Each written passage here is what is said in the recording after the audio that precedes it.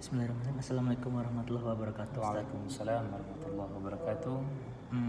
Jadi kan saya ada tugas kuliah gitu kan. Iya. Untuk ujian akhir. Ujian akhir, Nama matkulnya Al-Islam. Iya. Jadi kayak di sini dosennya tuh menyuruh saya untuk menanyakan beberapa hal tentang syirik. Iya, syiriknya. Iya, syirik. Jadi nama Ustadz siapa? Hendri Satria. Hendri Satria. Iya. SAG Ustadz. SEI. SAI. Iya. Ya. Pekerjaan Ustadz apa? Sehari-hari mengajar di Sekolah Dasar Islam Bintang Cendekia sebagai guru Al-Quran. Berarti jabatannya guru Al-Quran. Iya, guru Al-Quran. Oke Ustadz, di sini saya akan memberi beberapa pertanyaan untuk tentang syirik. Iya. Ustadz tahu kan kalau syirik itu dilarang dalam agama Islam kan? Iya. Ustadz paham nggak tentang syirik? Iya. Ya baik. Assalamualaikum warahmatullahi wabarakatuh. Waalaikumsalam Terkait pertanyaan dari Adinda tadi, yaitu mengenai syirik. Syirik itu kan suatu perbuatan seorang manusia di mana dia meyakini ada kekuasaan yang lain selain dari kekuasaan Allah. Dia meyakini ada kekuatan lain yang bisa menandingi dari kekuatan Allah. Jadi ketika kita sebagai manusia menganggap ada Tuhan lain, menganggap ada kekuatan lain yang melebihi ataupun sama dengan kekuatan yang Allah miliki, maka itu sudah disebut dengan syirik.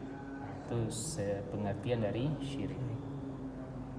Ustaz. Nah, lanjut pertanyaan kedua ya. Di sekitar Musola Hidayatullah nih ada nggak Ustaz kayak melakukan tindakan yang bertentangan dengan agama gitu kayak syirik itu tadi di sekitar? Baik. Sepengetahuan saya di lingkungan Musola Hidayatullah ini secara pastinya juga belum mengetahui ada. Karena itu kan kita harus melihat dulu tindakannya itu seperti apa, ciri-ciri perbuatannya itu apakah bisa digolongkan kepada syirik atau tidak. Kita juga belum bisa memastikan dan belum bisa melihat secara nyata. Tapi kalau untuk secara umum belum ada ditemukan tanda-tanda kesyirikan yang diperbuat atau dilakukan oleh masyarakat kita yang mungkin ada di sekeliling Musola Hidayatullah ini. Oke, selanjutnya. Berarti kan kayak syirik tadi kan kayak menghalangi aktivitas beribadah. Iya. Kayak suatu apa kan jemaah gitu kan. Iya. Aktivitas beribadah masyarakat lingkungan dan dampaknya bagi kehidupan masyarakat tersebut apa Ustaz? Yang syiriknya itu. Ya, salah satu dampak syirik itu ialah mungkin pada zaman sekarang ini. Kalau zaman dahulu tuh kan jelas orang tuh mendatangi perdukunan atau mempercayai paranormal kan seperti itu. Kalau zaman sekarang ini syiriknya agak lebih unik karena seperti yang Ananda tadi tanyakan itu, apakah menghalangi orang beribadah itu termasuk salah satu syirik? Jawabannya iya. Nah, kadang aneh kenapa bisa digolongkan syirik? Kita kan tidak menyembah.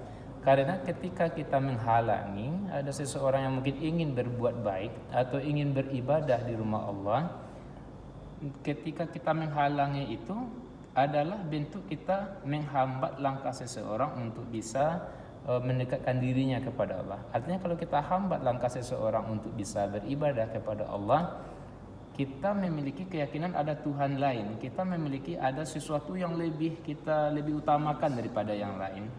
Maka ketika itu terjadi, itu adalah sesuatu yang mesti kita berikan nasihat kepada orang tersebut agar tindakan-tindakan kecil seperti menghalangi orang untuk beribadah itu adalah salah satu dari bagian syirik, dan itu tergolong kepada syirik asghar, syirik kecil, dan itu apabila dibiarkan terus-menerus ini bisa berdampak kepada kekokohan dari kekuatan jamaah nantinya.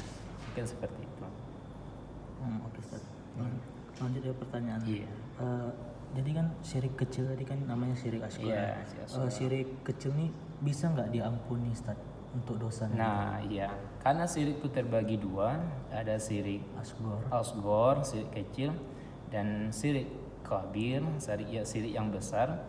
Kalau khusus syirik yang besar ini, itu kalau dalam ilmu agama tidak ada ampun bagi orang yang melaksanakan syirik ini, terkecuali dia memang betul-betul melaksanakan taubatan nasuha. Misalnya seorang dukun, orang yang paranormal ya, yang dia itu kan sebenarnya pada peribadatan mereka tuh menghambakan jin. Dalam kekuatan dukun itu banyak jin yang membantu dia untuk melakukan, misalnya dia bisa berbuat ini, misalnya menahan hujan kan, atau mengalihkan panas, atau kekuatan-kekuatan yang menurut kita manusia biasa itu tak mungkin dia bisa lakukan, itu adalah bantuan dari jin. Nah, ketika syirik besar ini yang mereka lakukan ini dan mereka sadari salah, mereka bertaubat, karena Allah tuh innallaha ghafurur rahim, Maha Pengampun lagi Maha Penyayang, bisa diampuni oleh Allah. Dari cerita ini, syirik besar pun kalau betul-betul disesali kesalahannya dan dia bertaubat, diampuni oleh Allah, apalagi syirik kecil. Jadi syirik kecil, syirik besar, apabila kita betul-betul bertaubat, tak melakukan lagi, Allah akan mengampuni. Ya, Ustaz. Bagaimana cara menanggulangi syirik di zaman sekarang, Ustaz? Ya, pada zaman sekarang ini mungkin salah satu cara yang bisa kita untuk mengantisipasi agar kesyirikan ini tidak merajalela atau berkembang di tengah-tengah masyarakat kita, yaitu karena masyarakat kita sekarang kan lebih banyak berinteraksi dengan HP ini, dengan media sosial. Nah, jadi dengan media sosial ini adalah salah satu jurus yang sangat ampuh menurut saya untuk bisa mengatasi syirik, yaitu dengan cara mungkin bisa membuat video-video pendek yang disebarkan atau bentuk tulisan-tulisan yang menjelaskan tentang bahaya kesyirikan itu, dan apabila kita sudah terlanjur ke dalam kesyirikan itu, bagaimana jalan keluar untuk bisa kita mencari jalan yang lebih baik dari itu. Nah, karena lebih banyak orang sekarang itu berinteraksi dengan media sosial, maka melalui media sosial ini juga lah salah satu cara kita untuk bisa memberikan filter kepada masyarakat kita yang mungkin tidak mengetahui bahaya dari syirik ini. Mungkin demikian. Oke, Ustaz. Ini pertanyaan terakhir, Ustaz. Iya. Bagaimana contoh syirik yang sangat sering terjadi di kalangan masyarakat, khususnya kayak Pekanbaru atau di luar Pekanbaru juga? Iya.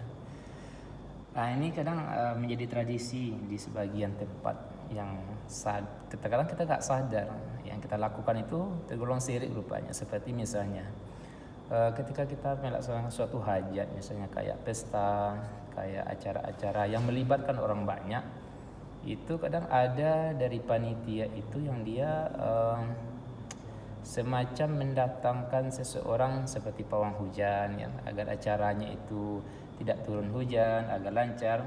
Nah, terkadang kan niatnya bagus itu, agar orang tamu yang datang itu dia nyaman, hujan nanti tidak menggenangi daerah sekitar yang sedang ada acara. Nah, cuman di balik itu kita sudah melanggar syariat. Tujuannya baik, tapi dilakukan dengan cara berbuat salah. Jadi kedua-dua perbuatan itu salah. Jadi ini banyak terjadi, dan untuk menyadarkan ini memang kalau kita langsung bicara sama orangnya, kita bisa jadi dimusuhi atau mungkin dimarahi. Nah, bisa jadi kita untuk menasihati ini dengan seperti yang dibicarakan tadi, dengan memperbanyak bikin video-video pendek, tulisan-tulisan pendek yang membuat hadis-hadis yang menceritakan itu, dan saya rasa itu lebih aman untuk mengantisipasinya. Oke, Ustaz. Iya. Berarti kalau syirik ini kan kayak ibarat kata itu emang tidak membolehkan, haram. Iya. Termasuk kayak apa namanya, dosa paling besar setelah melawan kepada orang tua. Nah, iya. Kalau kita lihat tingkatan dosa syirik ini memang bukan di bawah lagi, itu dah puncaknya. Puncak kesalahan kita. Inna syirka la zulmun azim. Sesungguhnya syirik itu adalah kezaliman yang paling besar. Tidak ada di atas lagi. Nah, yang paling dosa besar tu ya, Kalau menurut para imam, ya ulama-ulama Mesir itu membuat ranking atau tingkatan dosa biasa itu yang paling tinggi itulah dosa syirik itu tadi. Saking bahayanya, saking banyaknya dampak yang ditimbulkan. Maka dari itu kita melalui sekarang ini kan lebih banyak untuk lebih melihat setiap apa yang mau dilakukan, kita cari dulu dasar hukumnya bagaimana, dampaknya bagaimana, baru kita melakukan tindakan. Dan salah satu tindakan yang mesti kita hindari inilah syirik ini tadi. Karena syirik ini sangat halus.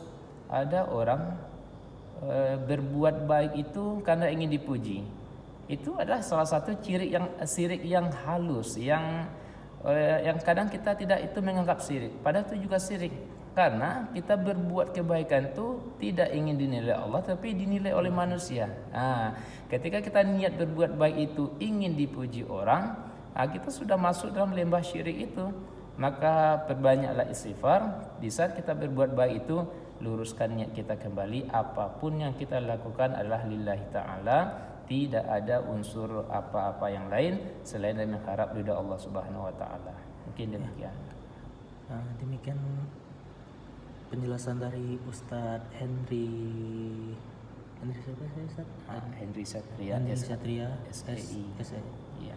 Mungkin segitu saja video wawancara untuk tugas Al-Islam saya. Iya. Terima kasih. Sama-sama. Assalamualaikum warahmatullahi wabarakatuh. Waalaikumsalam warahmatullahi wabarakatuh.